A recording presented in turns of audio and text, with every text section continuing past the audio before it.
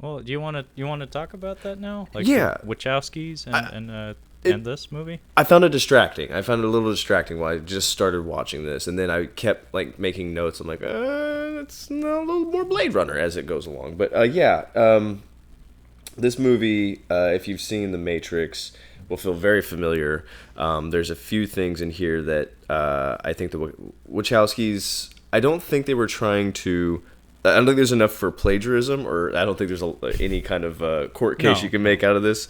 But there are definitely themes as far as like the philosophy of what is real, what is human. I think that kind of parallels in The Matrix in this, but also the world that they build up with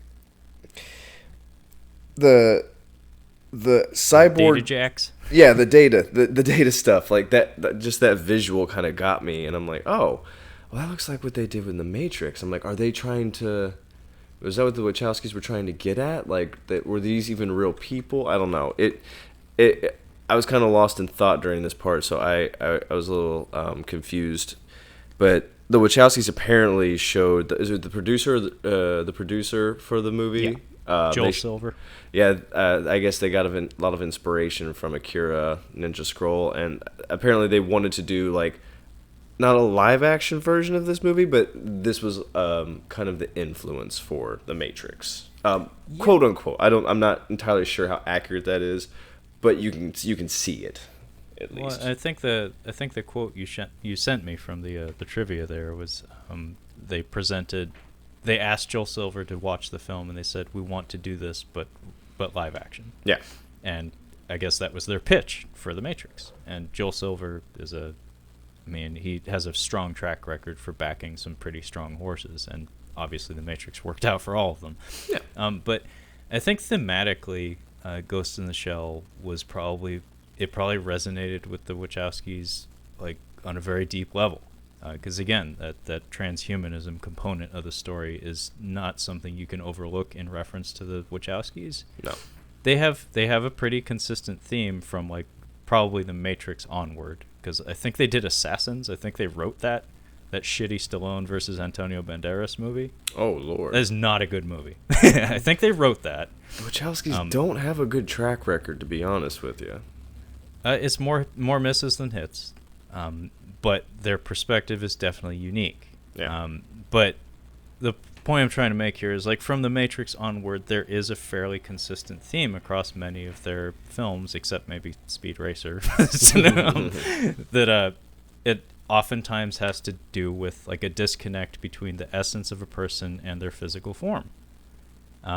Like your favorite Cloud Atlas. oh, I love it. We have instances of Hugo Weaving being presented as a female nurse, I believe, and then a Korean man, and then like Slash from Guns N' Roses at the end, but like with Frankenstein makeup.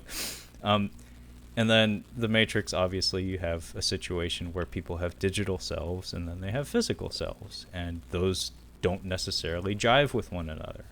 Um, it probably was if you had made that movie today, and I know for a fact they're trying to get another one going. Are you serious? I Oh, think I'm I so think down. that's what you're going to see is like a Ready Player One style presentation where the Matrix version of our lead characters are probably going to be radically different from their physical self, because that's, I think, more genuine to what the actual online experience is like. Most people, if given the option to create an avatar for themselves, won't put themselves in the virtual environment or wherever. They'll go with what truly appeals to them or what they feel best represents them.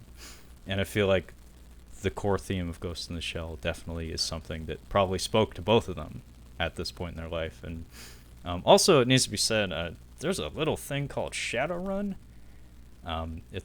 It's like D&D, but cyberpunk future. And by the way, it takes place in the Pacific Northwest. Oh, nice.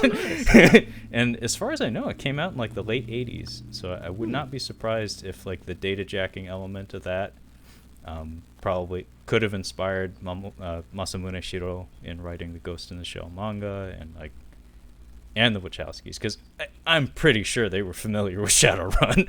I would My assume brother so. was familiar with Shadowrun, so like he wasn't super into the nerdy tabletop culture, but he touched it. He touched And it. yeah, he touched the darkness.